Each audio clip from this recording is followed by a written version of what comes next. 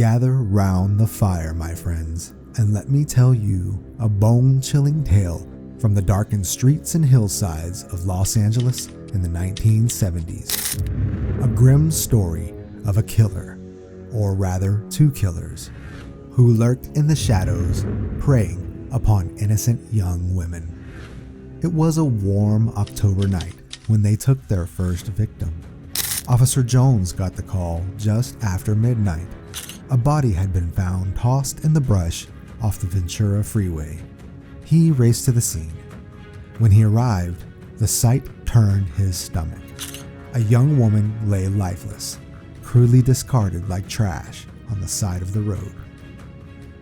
Though it made him sick, Officer Jones was no stranger to violent crime scenes.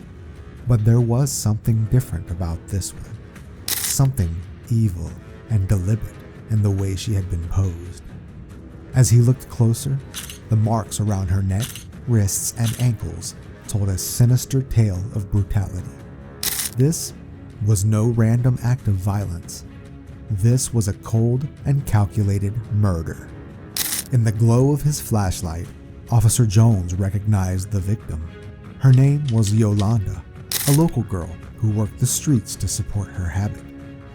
The cops knew her by name, but not much else. She kept to herself, floating silently through a dangerous world. As he searched for clues to catch her killer, Officer Jones couldn't help but wonder if this would just be another unsolved case, another vanished life without a voice. Little did he know, Yolanda's case would only be the beginning.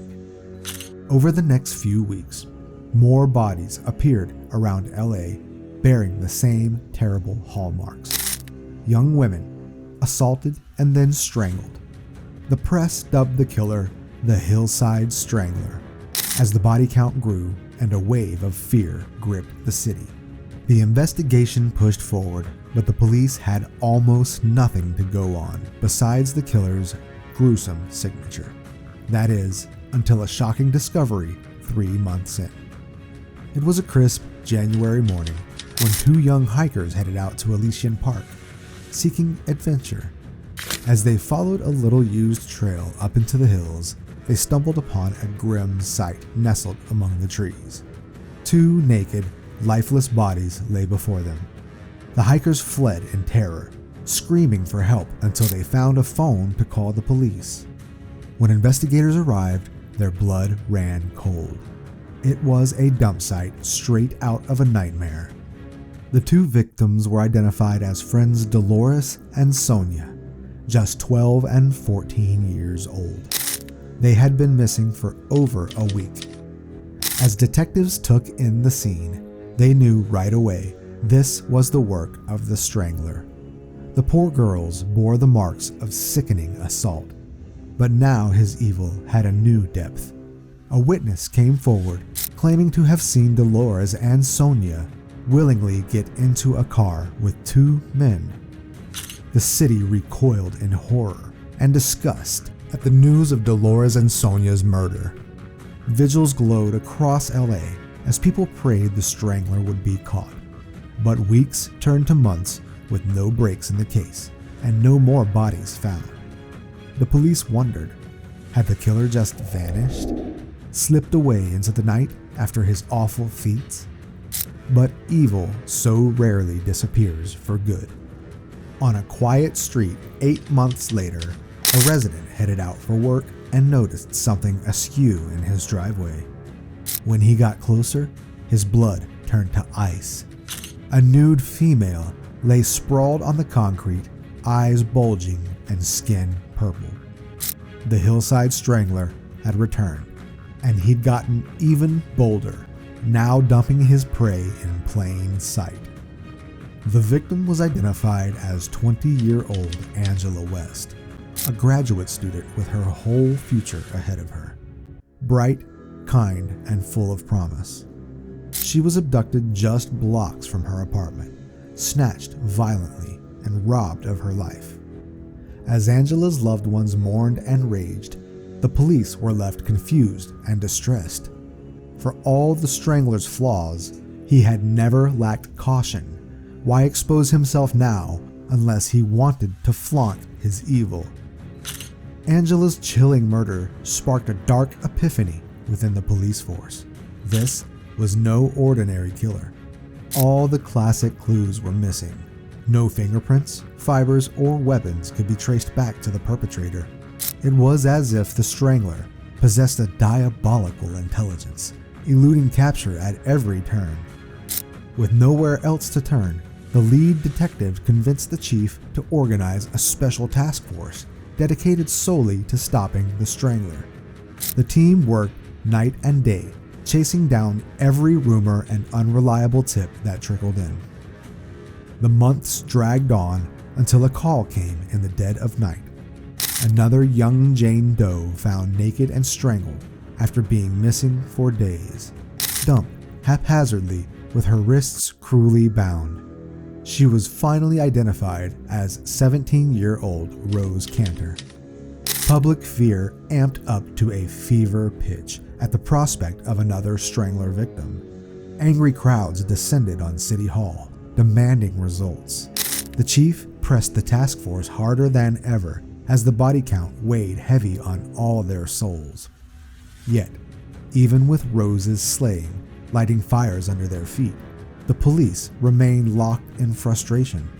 That is, until a surprise witness came out of the dark.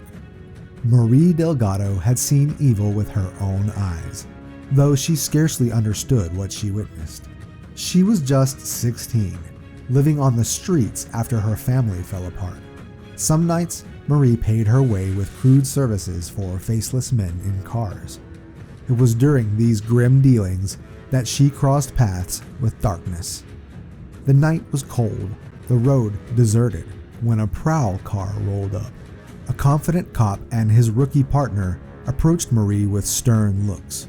Before she could react, the supposed officers roughly handcuffed her and shoved her in their cruiser.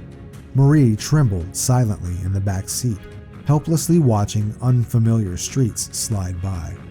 The icy stares of the two cops filled her with primal dread. Suddenly, she was a frightened doe between two circling wolves. After what felt like hours, they pulled up to an ominous storefront. The confident predator led Marie through a heavy metal door into a dimly lit nightmare. Vulgar pictures covered the walls, alongside coils of rope and cruel tools that made her skin crawl. When the predatory pair started to tear her clothes, Marie summoned every last scrap of courage left in her battered spirit, and she ran like a demon to escape their vile intent. Marie's neighbors helped whisk her away and hide her from further harm. The task force dove into Marie's tale. These men who had taken her spoke and acted just like cops, and their lair felt like a hunting ground dressed up like a police supply store. The clues kept lining up until a chilling realization dawned. What if the Strangler had come from their own ranks? The thought nauseated them, but Marie's vivid description connected too closely to overlook. With a heavy sense of suspicion, the team combed through years of employee records, cross-referencing for cops who fit Marie's story. One gloomy afternoon in the file room, a staffer named April made an unsettling discovery. Two detectives had been fired months before the first killings began after some missing evidence came to light. Their names were Kenneth Bianchi and Angelo Buono. With dread clawing at their throats, the task force turned their focus to the ex-cops. Digging soon unearthed enough red flags to drown a city. Turns out, Kenneth and Angelo had long, shocking records of sadism and cruelty towards women. They were also known to frequent uniform supply stores and prowl late-night streets. Every sign screamed the Strangler was right under their nose the whole time, hiding behind a badge. As the investigation closed in, the evil pair slipped through their fingers to the Pacific Northwest, where more young lives fell to their depraved games. But justice moves with a heavy hand. They were cornered at last by a team of agents, their monstrous charade brought down once and for all. Both Kenneth Bianchi and Angelo Buono were ultimately convicted and sentenced for the crimes attributed to the Hillside Strangler. Bianchi negotiated a plea deal and testified against Buono, hoping for leniency, but still received a life sentence with the possibility of parole. Buono fought the charges more aggressively, but was ultimately found guilty in 1983 after the longest trial in U.S. history at the time. He received a life sentence without parole.